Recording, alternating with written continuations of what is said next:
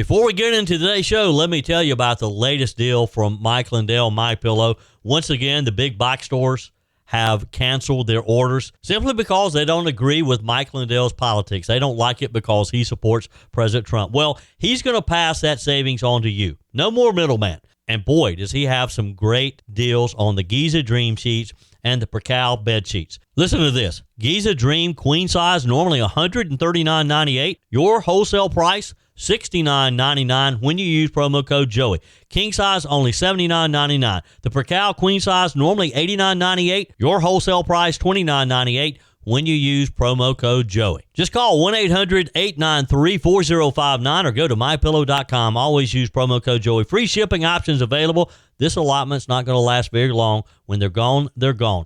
mypillow.com.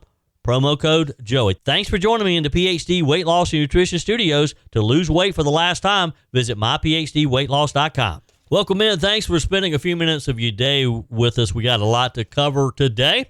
Last night, President Trump addressed the nation, and the message was very simple. The president said he is fixing the mess that Joe Biden left the country in after 4 miserable years. We have the highlights from the president's message to the country. FBI Deputy Director Dan Bongino is leaving the Bureau less than a year after taking the job. Mr. Bongino confirmed the rumors yesterday via a social media post. We have the details on that, too. Rob Reiner's twisted son, Nick Reiner, wore a vacant stare and a blue suicide vest. That's how he was described by the New York Post, as he appeared in court for the first time yesterday after he was charged with slaughtering his parents inside their Brentwood mansion in California last weekend. Congressman William Timmons joins us today as well to discuss the final days of the year in the nation's capital as Congress tries to break for the Christmas holiday. I told you we'd be back. And ye shall know the truth, and the truth shall make you free. It's Joey Hudson. I wanted to name it the Joey Hudson bill, but, they don't allow you to put names on bills. But I wanted to call it the Joey Hudson bill because I know that one's been near and dear to you for a number of years. That's how it's done. Let your voice be heard. And the truth shall set you free. Here's Joey Hudson. So President Trump came out swinging against his predecessor in his address to the nation last night while promoting the progress he's made in just over 11 months. In America, 11 months ago, I inherited a mess, and I'm fixing it. When I took office, inflation was the worst in 48 years, and some would say in the history of our country, which caused prices to be higher than ever before, making life unaffordable for millions and millions of Americans. This happened during a Democrat administration, and it's when we first began hearing the word affordability. Our border was open, and because of this, our country was being invaded by an army of 25 million people, many who came from prisons and jails, mental institutions, and insane asylums. They were drug dealers, gang members, and even 11,888 murderers, more than 50% of whom killed more than one person. This is what the Biden administration allowed to happen to our country, and it can never be allowed to happen again. We had men playing in women's sports, transgender for everybody, crime at record levels with law enforcement, and words such as that just absolutely forbidden. We had the worst trade deals ever made, and our country was laughed at from all over the world, but they're not laughing anymore. Over the past 11 months, we have brought more positive change to Washington than any administration in American history. There's never been anything like it, and I think most would agree.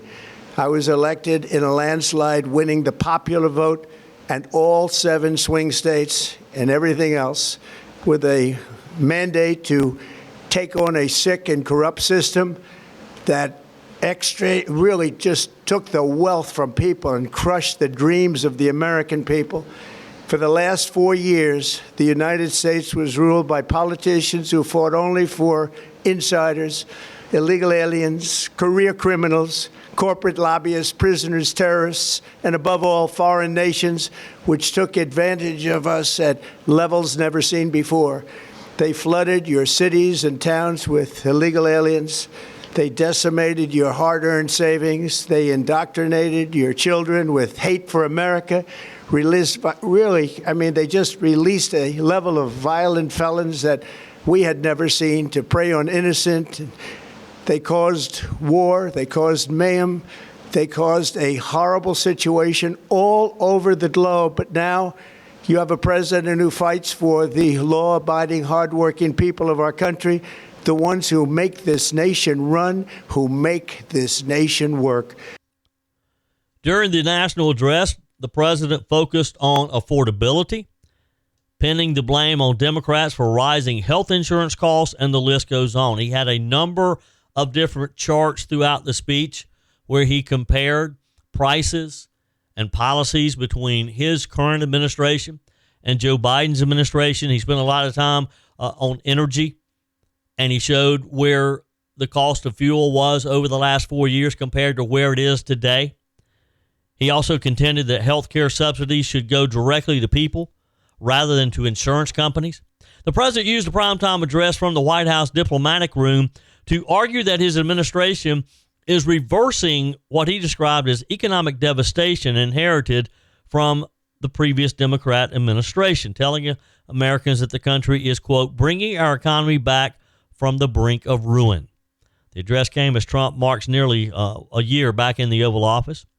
He is seeking to reassure voters who are frustrated by high prices and lingering affordability concerns that help is on the way, that things are going to be better next year. He squarely blamed former President Joe Biden and Democrats for the economic challenges that we're facing today, arguing that runaway spending and trillions of dollars in new debt fueled inflation and the rising cost. A major focus of the speech was the GOP's sweeping tax legislation, which President Trump described as the largest tax cut package in American history. He said the law will deliver significant savings to working families and supercharge refunds next year. He promised the cuts will lead to many families saving anywhere from $11,000 to $20,000 a year in taxes, and he also predicted next spring will be the largest tax refund season of all time. The president attributed most of the success of a quickly turning economy to tariffs.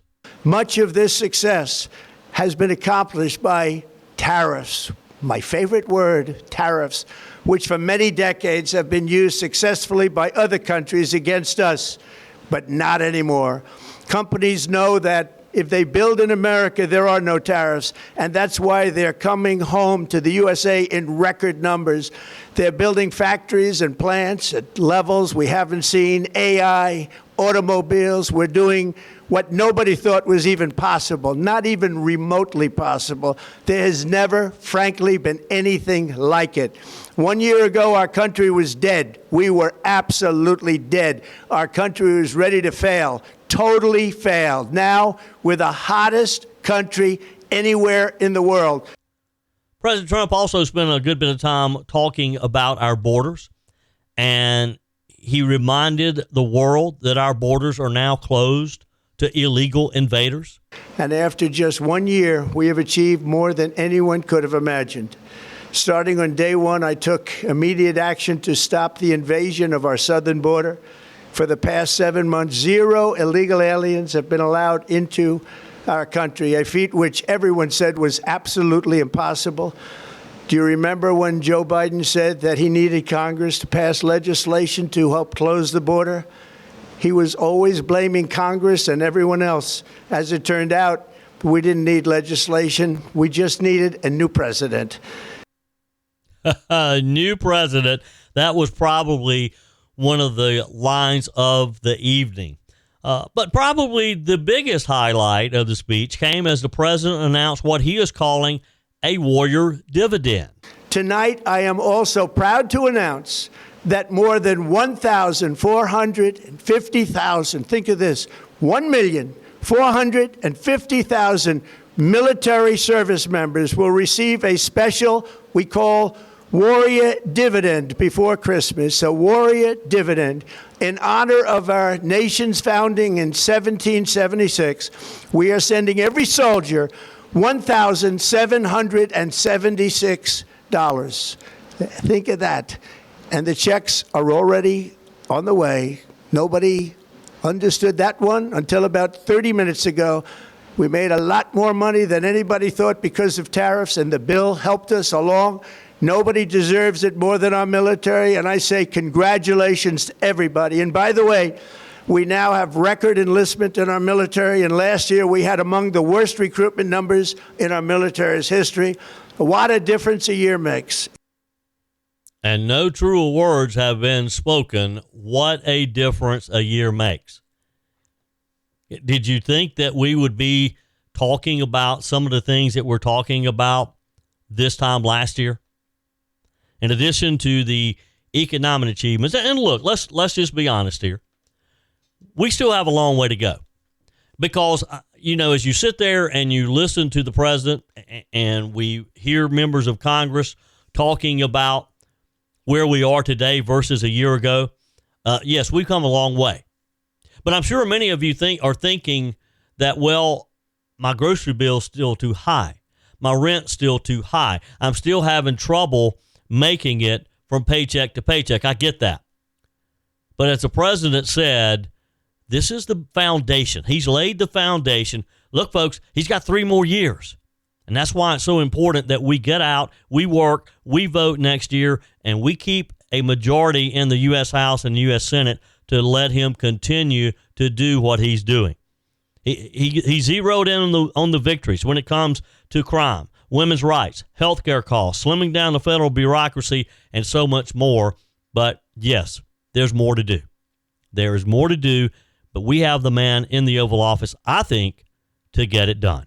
Everyone says they'll start after the holidays, and that's exactly why most people never tackle those extra pounds at all. Joey Hudson here. Right now, PhD Weight Loss is making it easy to start before the new year with a bonus designed to get you moving now. They're adding 2 free weeks to your program. That means you can ramp up during the holidays and start the new year already working towards your goals. Those 2 free weeks mean you won't roll into January feeling behind. You'll hit January already losing, already feeling better, already in control. PhD's metabolic reset system teaches your body to burn fat first. No drugs, no starvation diets, no endless workouts, just a smarter science-based system that fits real life. And when you mention 2 weeks on the phone, they'll waive your consultation fee and pay for the cost of your food during the entire program. There's no reason to wait, no reason to repeat last year. Call PhD Weight Loss today and start 2026 already ahead. 864-644-1900. Call today. That's 864-644-1900 or go to myphdweightloss.com. Don't wait. Do it today.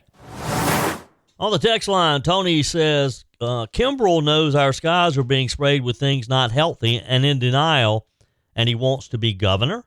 Well, I'm glad I don't vote anymore. He'd be disappointed. Tony is talking about Senator Josh Kimbrell, who was on the show yesterday and voted against the chemtrail bill in the South Carolina Senate, which would ban that practice over South Carolina skies. Senator Kimbrell explained yesterday he does not believe that it's possible that chemtrails can potentially change the weather and that there's some horrible government agency or program or someone out there who is secretly trying to do this to change our weather or for whatever reason. Paul writes on the text line, chemtrails, ? Trying to regulate this is a waste of time and money. What's next? Plastic bags. I've gotten a lot of comments about the chemtrails. A lot of people are saying, yeah, we need to do something about it. Others are saying, well, even if it really is happening, if there's some obscure agency out there who's doing this, how could we stop it? And then others are just saying it's a hoax, that it's just exhaust from airplanes, and there's nothing to it. Love to get your comments. Text me, email me, joe@joeyhudson.com. Let's talk about a story that tells you a whole lot about Washington, about the FBI, and about what really happens when an outsider tries to shake up a system that doesn't want to be shaken. FBI Deputy Director Dan Bongino announced that he is leaving the Bureau less than a year after taking the job. And no matter how politely this is being framed, this was never going to be a long-term marriage, I don't think anyway. Bongino made it official yesterday posting on social media that he'll be stepping down in January. He thanked President Trump, Attorney General Pam Bondi, FBI Director Kash Patel for the opportunity to serve, and then he thanked the American people for that same opportunity. That last part matters because Bongino never saw himself as part of the permanent Washington class. He saw himself as accountable to the public, you and me, not to the building. President Trump confirmed the news later in the day, saying that Dan did a great job, probably wants to go back to his radio show. That may be true, but I don't think it's the whole story. I don't think Dan Bongino walked away from a very lucrative radio podcast situation to take this job. I don't know that he can just walk back into that radio podcast situation that he left. I know that he has a different idea of how the Bureau should be run. And I think maybe that the bureaucrats who are entrenched in the FBI probably have frustrated him, and he hasn't been able to do what he thought he could do. Let's remember why Dan Bongino was brought in to begin with. For more than a century, the number 2 job at the FBI was held by a career bureau insider. Lifers, bureaucrats, civil servants, people who grew up in the system, protected the system, and answered to the system. Bongino broke that model. He didn't come from the FBI. He came from outside it. Former Secret Service, former NYPD, and yes, a very public political commentator, radio host, podcast host who had spent years criticizing what the FBI had become. That alone probably guaranteed him some friction, because Washington loves reformers in theory, it hates them in practice. just don't. You can talk about reforming an agency, just don't reform my agency. Mr. Bongino walked into a bureau that has taken a massive credibility hit with the American people. You have a Crossfire Hurricane, to the Russia hoax, to the raid on Mar-a-Lago that we learn more details on this week as well. That the FBI actually looked like trying to do the right thing and discourage the DOJ from raiding Mar-a-Lago because they didn't think there was probable cause. In that instance, the DOJ just overrode them. I did a video segment on that. It's on my YouTube channel, so if you have a minute, go to YouTube. Just search for Joey Hudson. You'll find it. Take a look at it. Take a few minutes to watch it. Be sure and like, comment, and subscribe to my YouTube channel. Trying to build a community on YouTube. So if you would, just go to YouTube, search for Joey Hudson, and be sure and subscribe and join that conversation. But let's be honest here. The FBI is not used to being challenged from the inside, right? Sources say that Dan Bongino had already begun packing up his office. One source told reporters he was only ever expected to serve about a year. That tells you something right there. Now, I don't know who expected him to only serve about a year. Again, I don't think Dan Bongino left a very lucrative position in the radio industry to only serve a year. Missions like the one that he was asked to do comes with landmines, and this was a mission. One of those landmines exploded back in July when Bongino reportedly had a heated exchange with Attorney General Pam Bondi over the handling of Jeffrey Epstein-related documents. Bondi issued a memo at the time stating there was no evidence to justify investigations into uncharged third parties and that no further disclosures were warranted. Bongino wasn't happy with that. Why? Because before entering government, Bongino had publicly questioned the Epstein story on his radio show, including whether Epstein actually killed himself. Like many Americans, Bongino did not buy the official narrative. Then, once inside government, Bongino publicly accepted the suicide finding. Remember that? We were all a little surprised. That alone angered parts of his audience. It made people question Dan Bongino. But behind the scenes, sources say he was deeply frustrated by what he viewed as a lack of transparency and accountability surrounding Epstein, not just legally, but institutionally. That tension reportedly brought Bongino close to quitting back in July. And if you watch Washington long enough, you kind of recognize the pattern, don't you? Outsider comes in, promises to reform, runs into institutional resistance, finds out how limited real power actually is, and then they pack up and leave, frustrated that they can't do what they went there to do. Now, contrast that with the Biden years. Paul Abbott, the deputy director, and Christopher Wray yielded enormous influence. Insiders openly say that Wray was more figurehead than leader, while Abbott ran day-to-day operations. That's how the FBI traditionally works. Quiet power, no sunlight, no disruption. Bongino was never going to be that guy, and to be fair, neither is Kash Patel. That's why the pushback has been somewhat relentless based on reports out of the Bureau. There was even an internal report circulated by current and former agents claiming the Bureau was directionless under the new leadership. Bongino and Patel fired back, saying the critics were loyal to the old Comey-Wray model. What does that mean? If you translate that, the people who liked how things used to work don't like things that are being questioned now. So what happens next? Well, people within the Bureau say Bongino's co-deputy director, Andrew Bailey, will take over the traditional day-to-day duties. Bailey is a former Missouri attorney general who challenged federal pressure on social media companies to censor so-called disinformation, a case conservatives hope would become a major First Amendment moment. In other words, Mr. Bailey isn't exactly a swamp creature either. But here's another takeaway. Dan Bongino didn't leave because he failed. He left because Washington is very good at absorbing resistance and very bad at tolerating it. Reform from the outside, again, is applauded. Reform from the inside is punished. And I guess you could probably say that's the lesson here, maybe.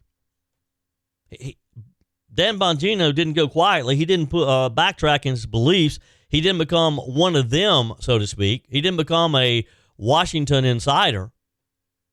And if he can go back to his radio job, and I hope he can, I hope maybe he had that agreement with his syndicator at the time that he could come back, then I think you'll probably find the old Dan Bongino once again riding herd on Washington and being critical of the good old boy system as we know it. Again, if he goes back to the media, you can be sure of that. He'll be talking about what he saw, what he couldn't change, and why the system fights transparency at every single turn. Whether you agreed with him or on everything or not, Bongino represented something the FBI desperately needs more of: accountability to the American people, to you and me. And until that culture changes, don't be surprised if reformers keep coming and going, because Washington, again, they're not too keen on reform, even when we have a president in the Oval Office who is all about reform. Your comments are welcome on the Furman Ford text line, 864-477-JOEY. That's 864-477-5639. Emails always welcome, joey@joeyhudson.com. Speaking of the Furman Ford text line, it's never been more important to support locally run businesses owned by people who actually live here in the upstate. Let me take a minute to talk with you about our friends at Furman Ford. If you're looking for a new vehicle, maybe a great pre-owned vehicle, one you can trust, or maybe you're looking to order that special vehicle. Either way, if you want a new one, a brand new one, or a pre-owned that you can trust, the folks at Furman Ford, they're there to help you. Their name is on the sign because their name is on the line, because every single transaction is important to them. Jim Furman, Matthew Furman. They do business the right way. When you stop by, when you give them a call, or maybe when you just send them a quick email, you're always going to have access to a member of the Furman Ford family. And by the way, they also offer great service, and you're not going to have to wait weeks and weeks to get it done. And you do not have had to purchase your vehicle at Furman Ford. Doesn't even have to be a Ford. They service all makes and models. Visit my friends at Furman Ford online at furmanford.com, furmanford.com. More developments from Los Angeles, where Nick Reiner, the adult son of acclaimed filmmaker Rob Reiner, and his wife, Michelle Reiner, made the first court appearance yesterday following his arrest in connection with their death. He's 32 years old, appeared briefly in a downtown Los Angeles courtroom wearing a protective suicide smock. He was shackled, standing behind a glass barrier. Court officials confirmed the precautions were standard protocol given the severity of the charges. During the 5-minute hearing, Reiner did not enter a plea. When asked by the judge whether he wished to waive his right to a speedy trial, he responded quietly, "Yes, Your Honor." Reiner is charged with 2 counts of first-degree murder in the deaths of his parents, who were found deceased inside their Brentwood, California home over the weekend. Prosecutors have also alleged a special circumstance enhancement, which applies in cases involving the killing of more than one victim. That enhancement allows for the possibility of the death penalty, though no decision has yet been made on whether prosecutors will actually seek it. Now, Los Angeles County Superior Court Judge Teresa McConigal ordered that no photos or video be taken of Reiner during the proceedings, granting a request from the defense. Reiner remains held without bail. His attorney, Alan Jackson, a well-known criminal defense lawyer who has represented high-profile clients in the past cases, appeared alongside Reiner. Following the hearing, Jackson urged restraint from the public and the media, issuing this statement, saying, "This is a devastating tragedy that has befallen the Reiner family. Our hearts go out to everyone affected. There are very complex and serious issues involved in this case, and we ask that the legal process be allowed to play out." The court agreed to postpone Reiner's formal arraignment until January the 7th, citing medical and procedural considerations. According to law enforcement, Rob Reiner was 78 years old, and Michelle Reiner, 70, were discovered deceased early Sunday. Authorities allege that they were killed inside their home. Investigators later arrested Nick Reiner several hours afterwards, approximately 15 miles from his parents' residence. The Los Angeles Police Department have not publicly detailed a motive. Investigators emphasized earlier this week that the case remains active. So we will continue to follow this situation. And speaking of violence, a story from federal authorities say that a Pickens County, South Carolina man is facing serious charges after allegedly making violent anti-Semitic threats online. This according to statements about carrying out a mass shooting, according to authorities. According to the FBI and the U.S. Attorney's Office, Lucas Brandon Russo, 30 years old, of Easley, is accused of posting a series of YouTube videos and comments over several months in which he allegedly threatened violence, often targeting Jewish individuals and groups. Prosecutors have charged Russo with transmitting threats to injure another person, a federal crime punishable by up to 5 years in prison and fines of up to $250,000. At a news conference yesterday, FBI Special Agent in Charge Kevin Moore said the Bureau acted after determining the threats were credible. Moore said that they're serious threats. He said, "We acted. Let me be clear, the kind of behavior will not be tolerated." According to court documents, investigators say Russo made multiple threatening statements in June and again in November, including comments posted beneath YouTube videos. In one comment, allegedly left on a video titled "Nazi Anthem Instrumental Rare," Russo wrote, "I'm going to commit a mass shooting." This according to an affidavit filed in federal court. Now, why would you do that? Why would you post on a public site like YouTube, "I'm going to commit a mass shooting"? In another instance, prosecutors say he wrote, "I wish I had a suicide bomb. I'd drag you all to hell." This guy's sick. Google alerted federal authorities on December the 15th, just a few days ago, sending the FBI to a tip about the comments. Investigators then identified Russo and conducted a traffic stop on December the 16th.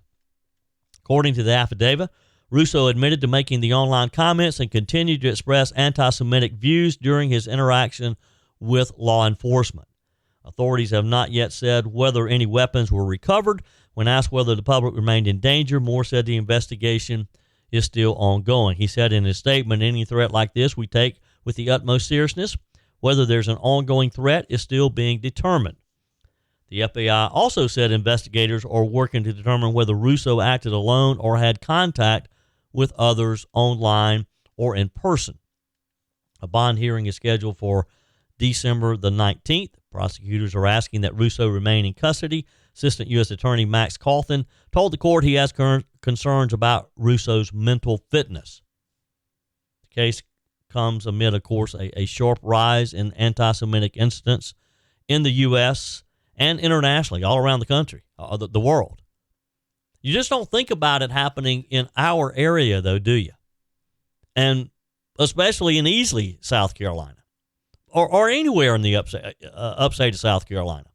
You just don't think about people talking about being violent because of their anti-Semitic feelings or beliefs. According to the Anti-Defamation League, there were 9,354 anti-Semitic incidents nationwide in 2024. That represented a 5% increase from the previous year and an almost ninefold increase over the past decade. But we're seeing that number go up. Internationally, tensions escalated further this month after authorities in Australia reported that the two gunmen just last weekend killed 15 people and wounded more than 20 during a Hanukkah celebration.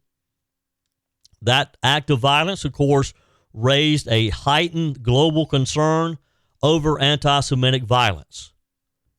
U.S. Attorney Brian Sterling said the arrest in South Carolina reflects a broader vigilance by federal authorities.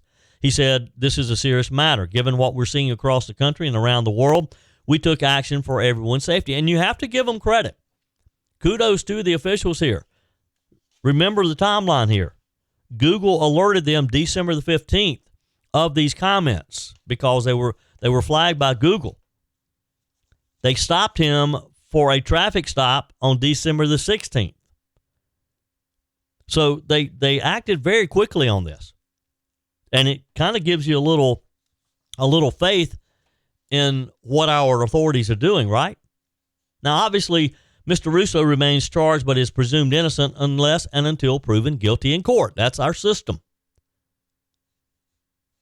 But when you write things like he did on a very public site, social media site like YouTube, where he obviously wanted people to see it, maybe he has a death wish. Maybe he thought by writing these things, maybe it was like a suicide by police, that they'd show up at his home or something, and he'd come out guns a-blazing and they'd kill him. I don't know.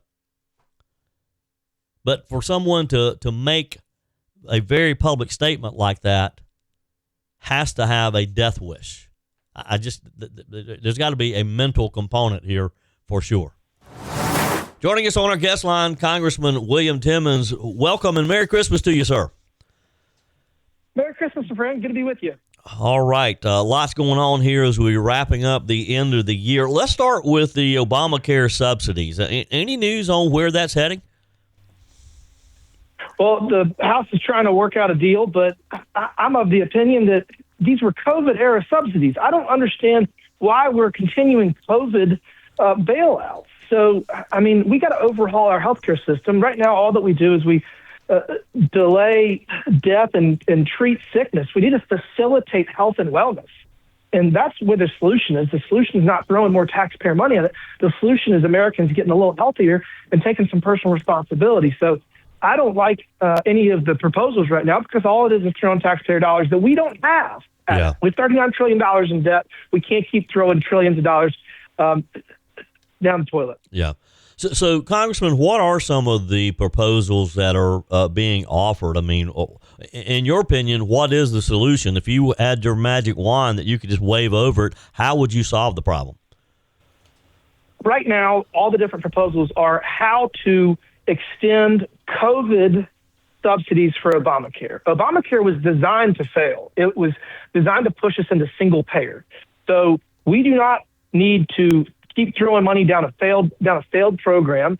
What we need to do is we need to incentivize people to take care of themselves. The answer, is always a pill or a shot, but really it's a salad and a walk. So, I mean, we can't keep being the sickest nation, the sickest developed nation. We spend 4 times more than a developed nation, and our outcomes are far, far worse. So we need to take some personal responsibility. We got to, eat better, we got to exercise, and we got to create programs that incentivize that. And by the way, if you refuse to do that, there need to be consequences. You need to have to pay more because you cost more. Yeah. Yeah.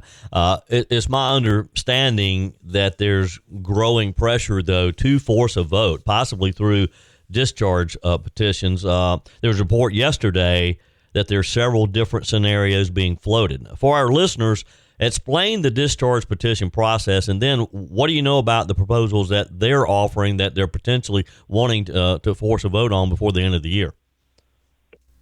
There's a number of different proposals. One is a clean 3-year extension, which is going to cost, I think, $1.5 trillion. That doesn't seem like a good deal. And another one is a 1-year extension. Then they start playing with income levels. So it'll be an extension for people that make less than a certain amount of money.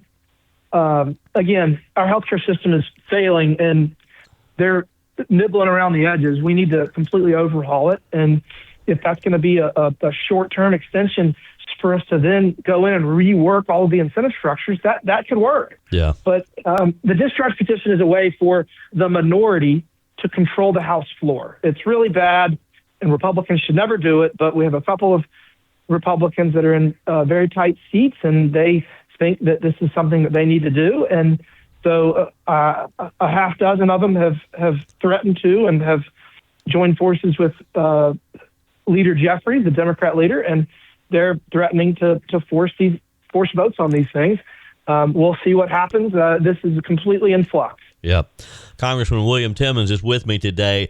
So, Congressman, the Democrats are saying, well, if we don't do this, health insurance premiums are going to double overnight. Is that the case? If you guys don't vote before the end of the month and the subsidies go away, will we see a doubling of health care? They won't double, but they will go up. And they're going to go up because our healthcare system is failing. It is literally collapsing on itself because people are not taking care of themselves. 70% of the American people are obese, and you can get a pill or a shot for everything. There's people that take dozens of pills every day, and they live on that. And we can't do that. Yeah. The math doesn't work. People have to take personal responsibility, and we got to become a healthier society. We cannot afford it. And by the way, this was a cliff that the Democrats created. The Democrats created this. They created Obamacare, and then they extended these COVID. They justified these subsidies for COVID. But now, because we are so unhealthy, the math just doesn't work. Yeah. The insurance premiums have to go up because the amount that a percentage of our society is taking is just through the roof. And so our healthcare system is literally collapsing on itself, and we need to rework it from the ground up, not throw taxpayer dollars at it. Yeah. The House Oversight Committee has set dates in January for the depositions of former President Clinton and Mrs. Clinton. The committee has some questions, of course, for the Clintons about Jeffrey Epstein. You think the Clintons will show up in January? Well, she was supposed to show up tomorrow, and she said she's not showing up. So as of now, that date's been moved to January or February. We're going to have to subpoena her, and she'll fight that. But, we need to know what she knew, because there's a lot of smoke surrounding the Clintons and Jeffrey Epstein, and we need to figure out where or whether there's a fire. Yeah. If you guys do subpoena both of the Clintons and they do not show up, will you hold them in contempt, and what would that mean? We can, and we probably would hold them in contempt, and it would be very interesting what happened. Obviously, we had Bannon went to prison a couple of people went to prison for contempt. Yep. I don't remember exactly who. So, we have the ability to do that. Contempt of Congress can be enforced, and we'll just make sure that we have all the cameras working when they're in jail. Yeah. You have been working on H.R. 5810, Federal Supervisor Education Act. Talk with us about that and where it's headed. Well, we just passed it out of the House, and what it does is it basically forces the federal government, all the different agencies, to identify people that are going to be promoted into supervisory positions and provide them with training. So historically, they just kind of randomly promote people, and it's just been very unstructured. And this basically forces government agencies to create succession plans to make sure that they have the best people in the best position that they're qualified for. So this is something that private sectors do, and we have been working on this for a number of years, and it just passed the House, and we're hoping that the Senate will take it up. Yeah, and you feel comfortable that they will? I do. This has been something that's been in the works since the 114th Congress. So all the different good government agencies have supported it, and all the different government agencies responsible for making the government more efficient are also in favor of it. So it doesn't have any opposition, and it actually went unanimous on the floor. Yep. Congressman, it's always a pleasure. Again, Merry Christmas to you. And, hey, we'll talk again, I guess, maybe next year. Merry Christmas, sir. Be well. Thank you, sir. That's it for today's edition of Just the Truth. Thanks for joining me in the PhD Weight Loss Studios. To lose weight for the last time, visit myphdweightloss.com. If you haven't joined my mailing list yet, visit my website, joeyhudson.com. Click on the Connect with Joey button so that you can receive our emails and the most up-to-date news. Also, join me on my YouTube channel. Be sure and like, comment, and subscribe. Just search for Joey Hudson. As always, thanks for spending a few minutes of your day with me. Do me a favor and forward this episode to a few friends. Just click on the share button and send to your contacts. We need to build an army of conservatives to win our country back, and we can do that by continuing to share the truth with our friends and family. Keep those comments coming via the Furman Ford text line, 864-477-JOEY. Email to joey@joeyhudson.com, and I love your messages on the MyPillow message line. Again, that's 864-477-JOEY, 864-477-5639. Be sure and take advantage of the MyPillow special, just $14.88 on the standard MyPillows when you use promo code Joey. Order online at mypillow.com or call 800-893-4053. We're back again tomorrow and hope you'll plan to join us. Until then, remember, God's got this. He's still in control.